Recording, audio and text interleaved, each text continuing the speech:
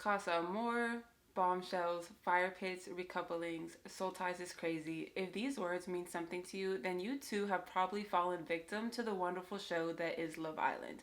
And although there is so much going on in this show that I could probably write a genuine thesis about it, today I will be discussing something very specific, and that's all of the times that women have coupled up with each other on the show instead of with a man.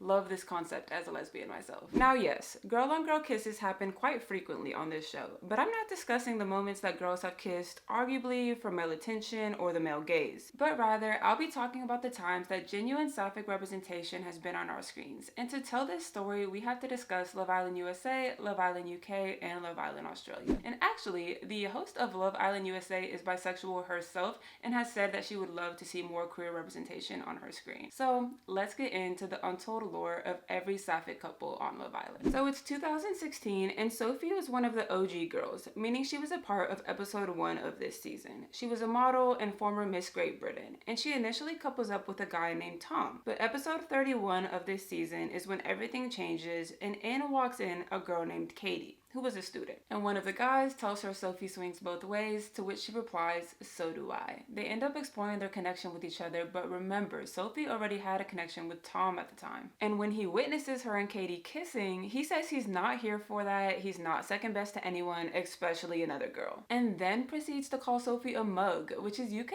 slang for basically fool or idiot, I guess. They use the phrase mugged off a lot when they feel played or betrayed, so basically, he was hurt, y'all. He was upset. But later on, a wholesome moment happens where a bunch of islanders are in the bedroom and they're asking Katie how she's feeling, who she's feeling, and at this point, they know that she kind of has eyes for Sophie. And as she's about to answer, Sophie walks into the room and they all stop talking. They start laughing. They even ask Sophie to leave the room. It was cute. Fast forward a bit, it's time to recouple, and in a Love Island first, Katie chooses to couple up with Sophie, making them the first ever same-sex couple in Love Island history. Although it didn't last very long at all, they still showed everyone watching that you can be true to who you are, even on a reality TV show that was not designed for your kind of love. But the part that most people didn't see is that after the show, there was some drama because Tom went on Instagram Live and said that the show manipulated Sophie and Katie's kiss. So Katie speaks up and says, "The relationship that happened between me and Sophie was completely natural and real, and I don't think he should be making comments regarding a relationship / connection that he wasn't a part of." I absolutely love how she shut this down, but I also wanted to take a moment to discuss the immense cyberbullying that Sophie endured after leaving the show.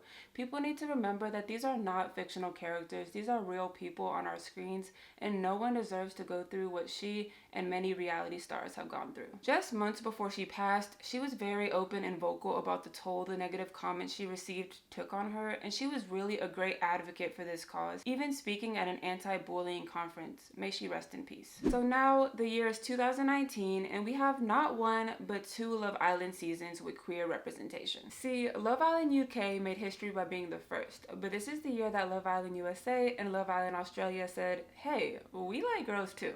But let's look at Love Island Australia first. So it's season 2 for them, and Cassie is an OG girl. She's an executive assistant, and she came into the villa looking for someone to settle down with. She quickly couples up with Adam, but 4 days in, a new bombshell enters the villa named Phoebe. But you see, Phoebe's having a bit of an issue. She's looking around this villa, and she's like, honestly, none of these guys are really doing it for me. And she says so herself that she's not sexually attracted to any of them. But you know who is catching her eye? You guessed it, Cassie. And honestly, y'all, the conversation where it's revealed she's into her is layered, but overall, her castmates received it very well. She's asked who she would partner up with this very moment, and she's like, maybe this guy, but then she says something along the lines of, honestly, this might be weird, but I'd pick Cassie. And the guy she's talking to is like, that'd be really cool, and the girl she's talking to says they'd be so cute. Talk, Valentina. We love allies. But Phoebe goes on to explain that she came into the villa looking for a boyfriend, but that she's been with girls before but has never dated any. However, when it came to who she was most attracted to in the villa, it would be Cassie. And she said this in front of a guy who was single in the villa, y'all. Talk about her power move. I did feel a little bit bad that she made the "this might be weird" comment, because it's not weird, y'all. But society sometimes makes us feel like it is, and it's hard and scary going against the norms. However, I'm really glad that she did it anyway, lived in her truth, and did not care. So it's the next day now, and they have a challenge where you throw an arrow at the guy you want to kiss. However, if it lands in the middle and you get a bullseye, then you can choose to kiss whoever you want. And when this is announced, Cassie looks at Phoebe and says, "You better get that bullseye," but you can't exactly tell who she's saying it to, but it was obvious, y'all.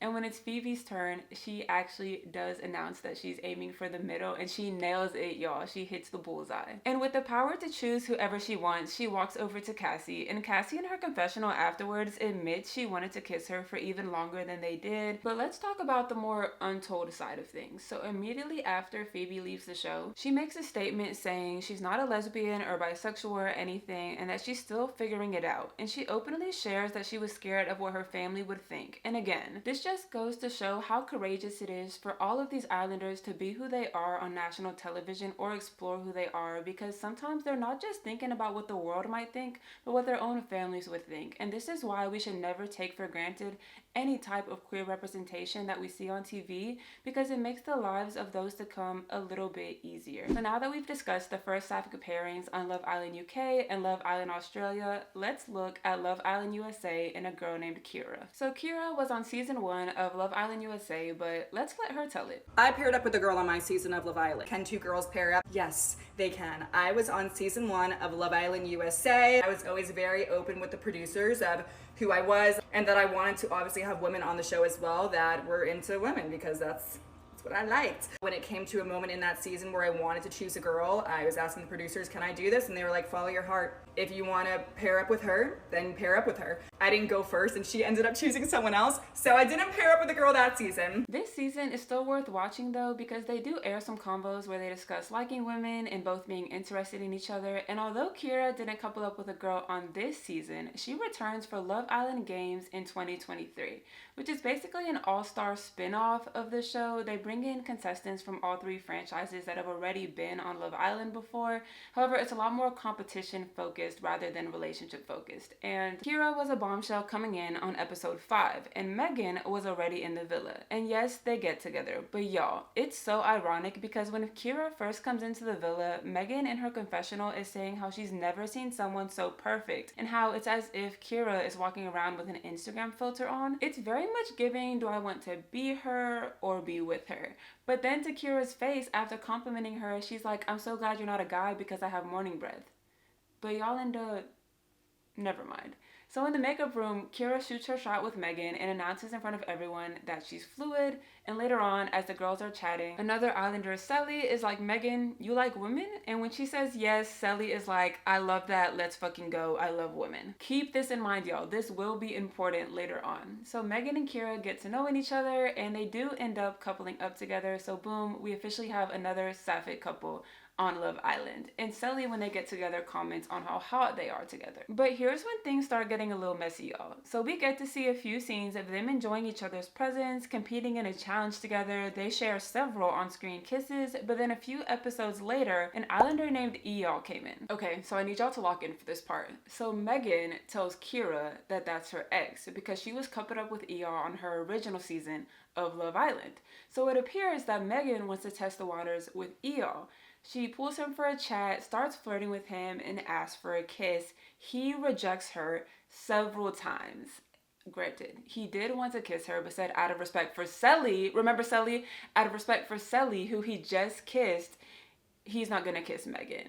Okay, cool. It wasn't cool, but okay, cool. So the next day, there's a challenge, and it gets revealed in front of everyone that she got rejected by Eyal. Number 1, this is embarrassing as hell for her. Number 2, it's embarrassing for Kira, because this is the first time she's hearing about this, that basically her couple went behind her back and asked to kiss her ex and then got rejected. This is the first time she's hearing about all of this in front of the whole villa. She says she's upset. Megan's like, it's not that deep. This is happening in front of everyone. The challenge continues. The next question after this whole thing happened, several of the islanders call out Megan for being fake with their answers. Actually, it was like half the villa. The next question after that got no better. The word to summarize this challenge was messy, y'all. You have to go watch it. But then, the day after, Megan suddenly disappears off the show due to medical reasons. So that was that. But it's not over. Remember how I said to keep Selly in mind? Well, she was actually getting to know Eeyore, Megan's ex. Well, Kira, after the show, reveals that she too was romantically getting to know Selly, but that for some reason production didn't air this. A love square, a love pentagon, I don't know, but I'm upset because that's even more queer representation on our screens that we were robbed of. Why didn't we see that? I need to talk to production. But Kira is very outspoken about being queer, and she makes lots of content about her sexual identity and was even in a sapphic music video, and she's happily in a relationship with a different woman at the moment, so love did win. Which brings us to season 5 of Love Island USA with Cassie and Johnny. So this happens more towards the end of the season, and unfortunately they do not couple up, but Cassie pretty much says that she now knows she's bisexual for sure now because of her experience or connection with Johnny. But Natasha, why is this worth talking about if it was so short-lived? First of all, it was just Pride Month, so not too much. Second of all, what made this fun is that Cassie revealed that a lot of the flirtiness actually happened behind the scenes. So she went on a podcast and explained how she was talking about exploring her connection with Johnny, but that she didn't really know if that was a thing on Love Island. And apparently production was like, pause, we can make it a thing.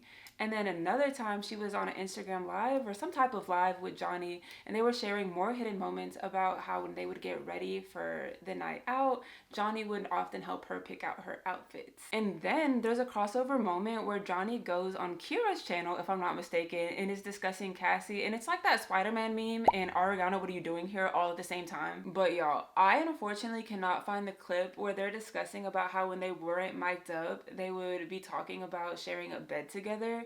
And of course, production intervened because they were like, no, no, no, show talk needs to happen while the cameras are rolling. However, now I can't find the clip. So y'all please tell me if I'm mistaken, if I'm confused, if I'm getting it mixed up, or if y'all too remember this happening, because I really don't want to say things that aren't true. So take this part with a grain of salt. But shout out to these ladies for giving us much needed representation. Now on to Love Island USA Season 7 and Shelly. Now, although she did not have a serious sapphic relationship on the show, she did start off her intro speech by saying she goes both ways, which is so iconic in itself. I don't recall any other Islanders saying that the first chance they got, so shout out to her, and I would be remiss to not insert this right here. So I feel like enough has been said. Now, I do also want to give an honorable mention to Amber from Love Island UK Season 5, because although she was not in a sapphic relationship during her time on the show, she is now very outspoken about being part of the community, and she has came out as a lesbian, which is perfect because, y'all, she won the show. She won this predominantly straight show and came out as a lesbian afterwards. Now, she does say that she wasn't lying during her time on the show, of course, and there's several videos out there where she discusses coming to terms with who she is. So if you're interested in her self-discovery journey, definitely go support her. She has a podcast called Just Existing, and she's even written a sapphic book called One Summer in Miami. And just in general, this season of Love Island is quite literally the first one I would recommend to anyone who hasn't watched the show before. But can we take a moment to realize how iconic it is that sapphic and queer representation happened on every single Love Island franchise within its first or second season?